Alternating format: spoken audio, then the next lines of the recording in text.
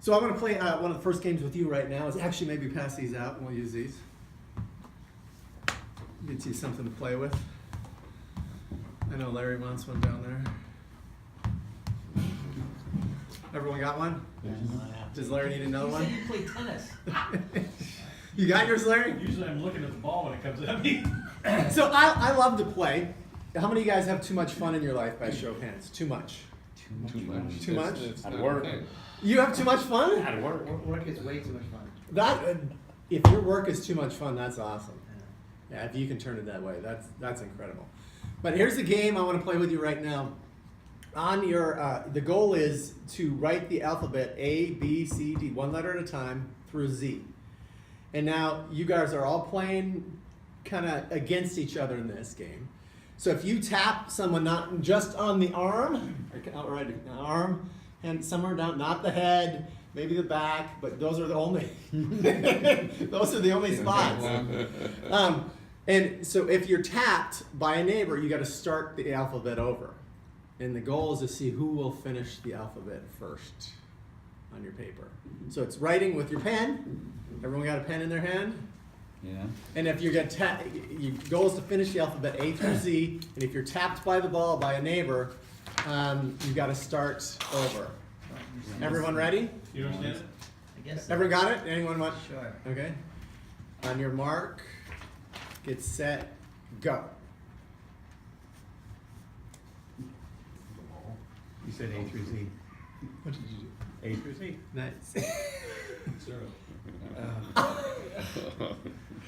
Okay, over again, huh? Done. Oh. Got it all done. That's good. I had him Yeah. restart. Start over.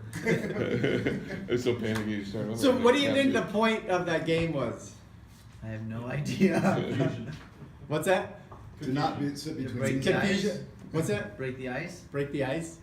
No, I created for a particular reason, but when people have shared with me, there's all kinds of reasons they wrote down, or shared afterwards. Just to make sure we know the ABCs. Yes, that's it. Basic requirements. No. Of being in this room. Yeah. Here was mine. Now here's some. I'll give you some of the other. So I had a particular idea in mind when I created the game.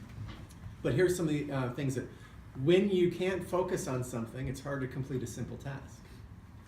What is the cost of interruption? Even finishing A through Z Oh, yeah, that's cost you. Just that simple thing. But my goal is kind of back to the Simon Sinek story. If you're not safe, there's not much you can do. If you don't feel safety, you can't even complete A through Z. This tap in the back is like maybe a stab in the back, whatever it is.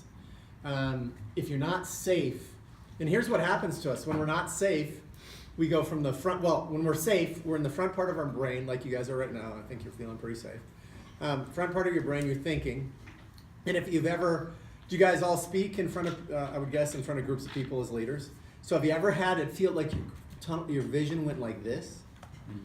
That's you when you're in the fear part of your brain. When it's tunneling away and you go back. As you get more comfortable, your vision widens and you can see what's going on in the room.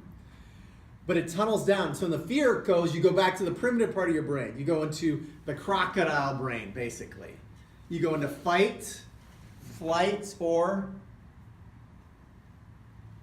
die. Run. freeze. Freeze. It's the deer in the headlights. You know that? Deer's walking across the road and all of a sudden sees headlights coming, turns in and just stops. Animals do that. It's a lot of animals are movement-oriented animals. So for prey animals, oftentimes they just don't move and they can't be seen by the predator. So that's part of it. So when you go into the primitive part of your mind, you're not thinking, you're going to fight, flight, or freeze. That's why here's how this can work in your personal and business life. If you feel the person you're talking to has gone into fight, flight, or freeze, they're not processing anything. If you're giving them anything complicated, they're not getting it.